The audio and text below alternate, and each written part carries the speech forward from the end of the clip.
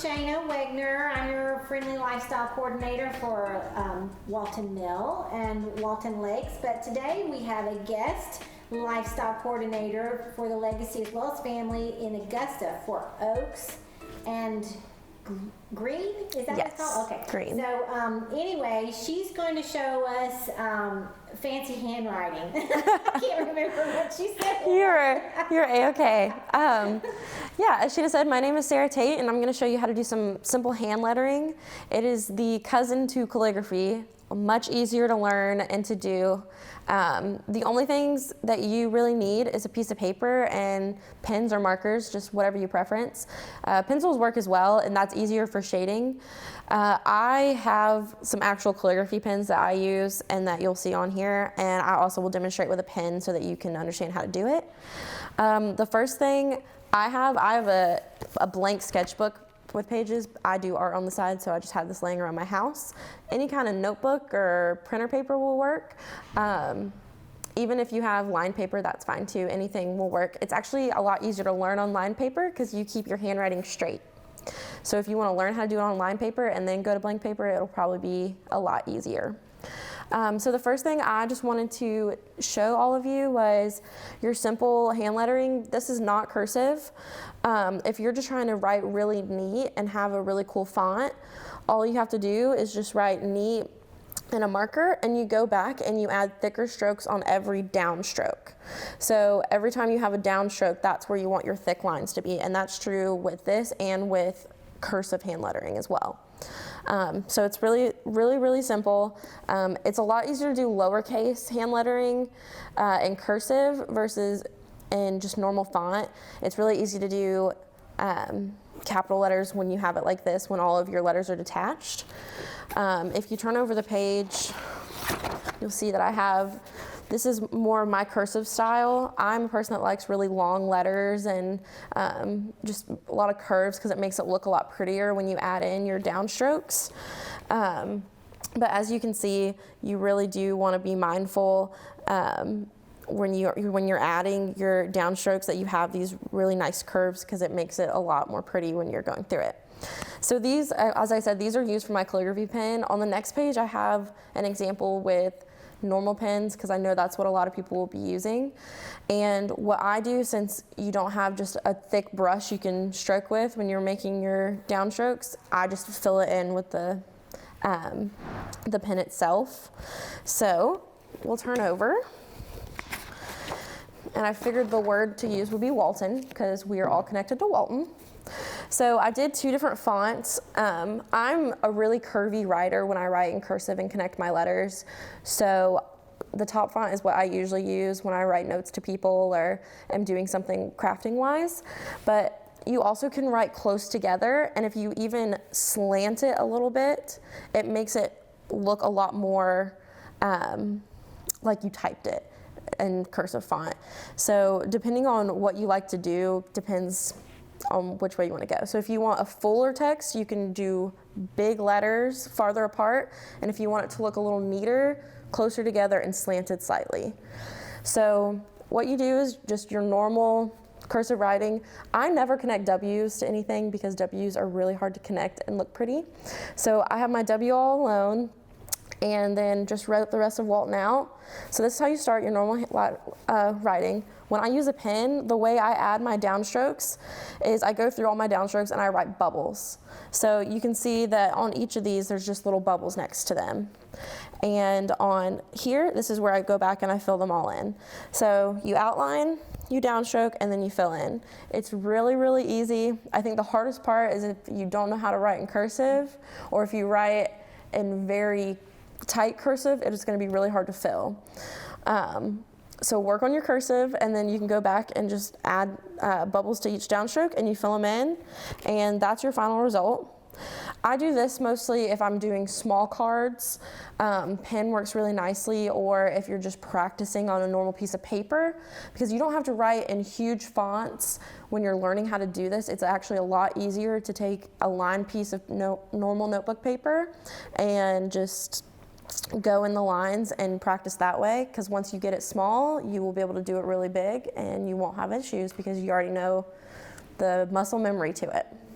Any questions thus far, Shayna? I do. I have a question right away. Okay. My first question is, did you create this yourself, or did you look at some sort of book? How did you figure out that you were going to write and then fill in, what's the second?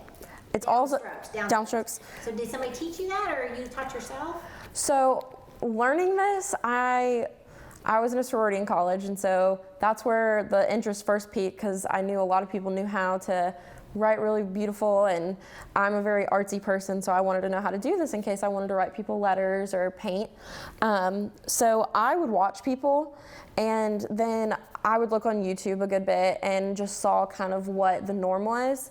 The one thing people say is always that the downstroke is what makes the lettering look right. You can try putting it on the upstroke. It just looks very funny to me. It's just very backwards. But yeah, as soon as we figured out that you just downstroke and you fill it in, and it just makes that plump look, and it makes it look, I mean, extra nice. I don't want to say regal because it's still just a pen. But if you really get into it, people will use paint pens and large markers, and they'll do this on huge signs that they're making for weddings or birthdays. And a lot of times you'll see in a lot of rustic country homes, that's a big design that people have nowadays. And it's so much easier to do it yourself. So I figured, why not learn and save some money?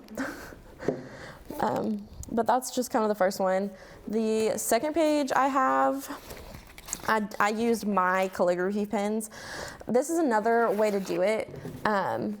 So if you're still nervous about even using a Sharpie or a marker, if you want the thicker look, because that's essentially what this is. It's just styled a little bit differently in like the pen tip. You can start writing it in pen, and then you can fill in and do your downstrokes, and then you can go back and do lighter on your upstrokes. So this is what I did before I got a calligraphy pen. And it was really easy to do.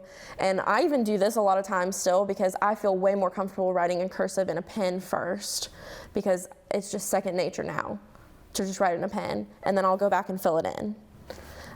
So if y'all want to try it with your marker, I would suggest starting out writing it in pen and then going over it. If you feel comfortable enough to just give it a shot since you're learning, go ahead and try it all the way through. I've been doing this for years, and I still don't normally do that, but it's just because I'm comfortable with this, and I know how it turns out, and I like it. And the best part about this is, so when I write this out, I usually always mess up a word or a letter, and either the pen goes up too far or it goes out too far and it looks funny, or it doesn't connect to the next letter. But the great thing about this is when you go back and you're filling it in with marker, you can cover up that mistake, and it's a lot easier to do that versus trying to cover it up once you've already written in pen or marker. Mm-hmm. So makes sense. And that goes back to something Sarah Tate and I were talking about earlier this morning, is that you, in order to do something like this, something creative, you have to take a risk that you're going to fail multiple times. And so don't try it on a piece of wood your first time. Don't, yeah. And then accept that you're going to frustrate yourself sometimes, and you're going to take a break and try again. And don't worry, as your hands are aging, you're going to have a little bit of harder time of having control over that. And don't worry about that, because people are going to love that it's your handwriting at your age, at this season in your life. And it doesn't matter if it's not as beautiful as Sarah Tate. Sarah Tate just graduated from college, so I mean, we got to give ourselves a little break. Yes. And I know, so I actually use this at work.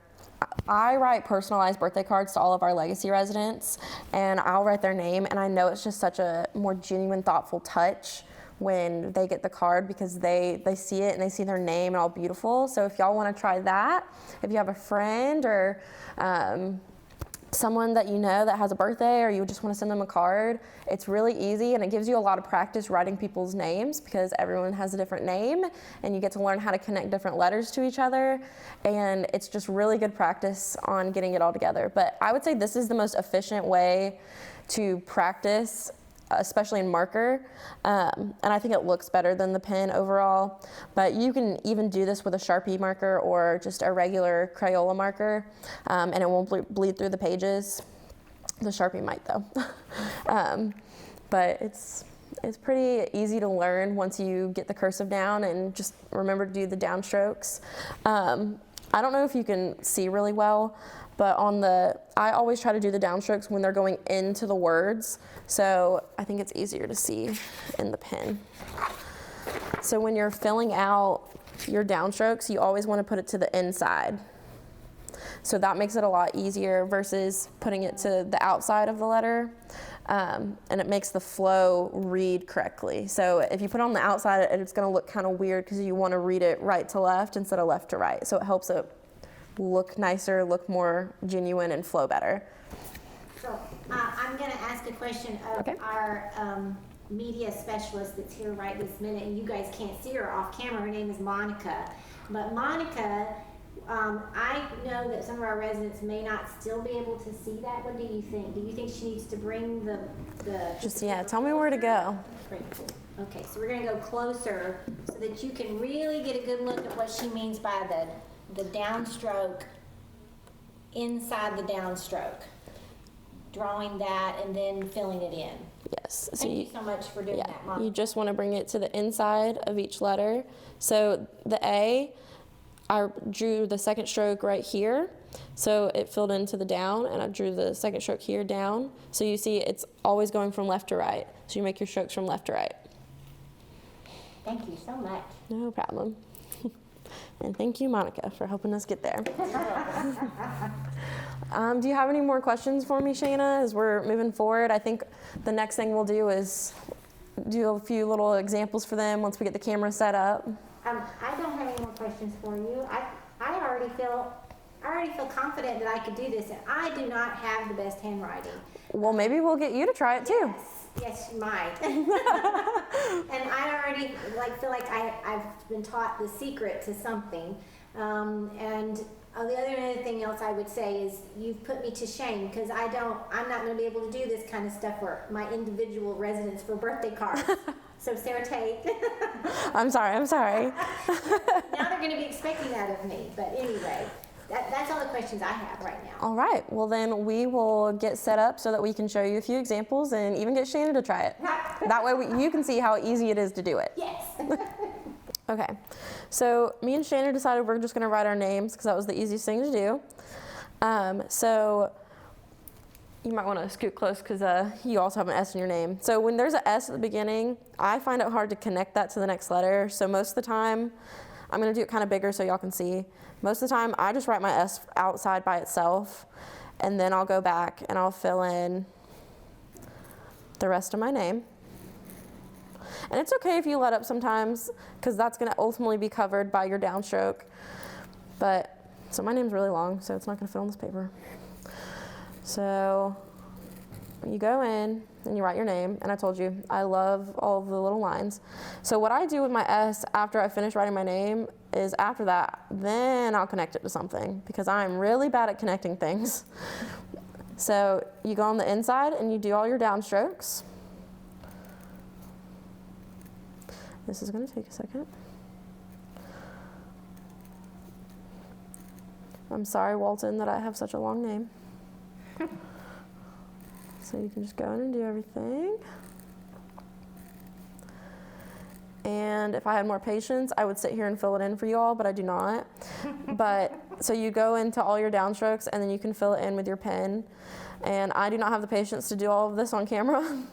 So you would theoretically fill in all of these downstrokes you just made with your pen, so it's black. So just everywhere you went in, do your downstrokes.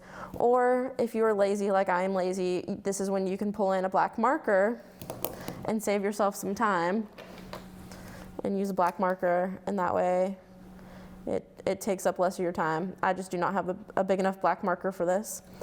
But that's the easy way to do it, and just simple and easy. So Shayna's gonna give it a try now with her name. So just so y'all know how it's spelled, she's gonna write it out, and then she's gonna fill it in. Okay. All right, the first thing I noticed is I do not have beautiful nails like Sarah Tate. I'm just going to have to live with these, what I have here.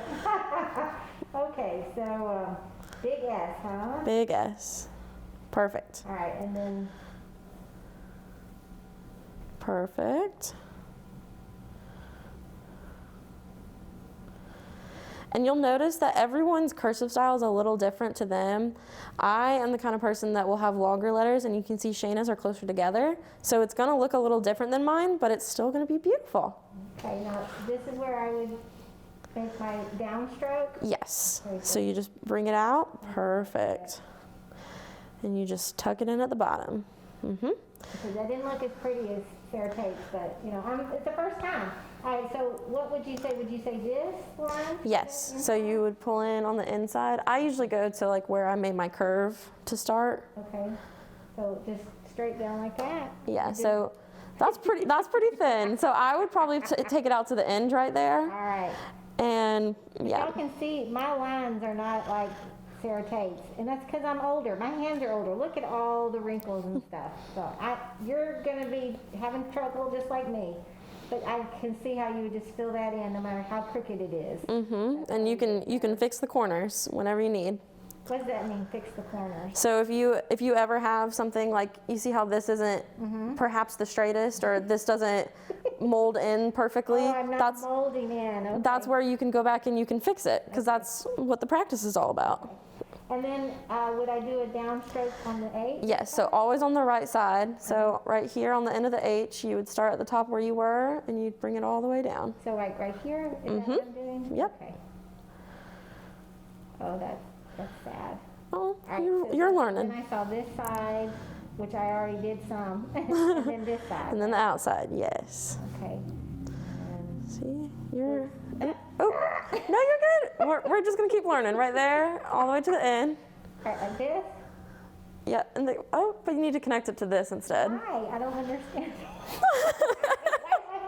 This is the way it's going, so I should have done that. So if you look at how you're doing your words, this is an upstroke because it's going up. And so this is your downstroke right here. Oh, I messed that up. It's okay. That's why we're learning. So you would start there and then go down. Okay. Perfect. See, this is good though. But I wouldn't do it So then this is an upstroke, and then that's a downstroke. Okay. That's what she means by downstroke, is however you got there is how you have to. See, that end looks gorgeous now that you've got it all situated.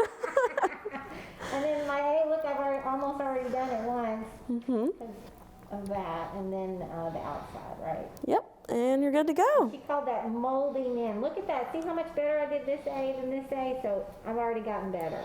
Look at, I'm so proud of myself. Yes. All right. There might be hope for your residents yet. Get a couple cards Are you in. going to show them something else? Or is that it? Yes. So that was so easy for Shanna, and as much as she wants to practice it, she'll get even better. But I mean, you can even see this looks phenomenal. And as soon as she figured out where she needed to go, she was good. And Shanna brought these in for me just to show y'all. So these are the kinds of things that you can do once you get your hand lettering down. So you can see they did their normal cursive, and they would go thicker on their downstrokes. And this is just this little door holder, little decoration you can put on your wall or the door. But she brought in a few different ones. So this is how I was saying earlier, you can do it in cursive, or you can do it in just your normal block letters, and you just make sure on all your downstrokes you just fill them in.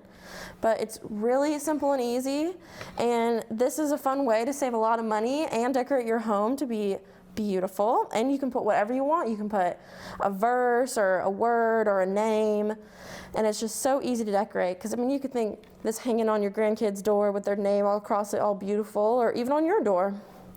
So it's really simple and easy, and these are just some of the things you can do with it after you get down how to write it out.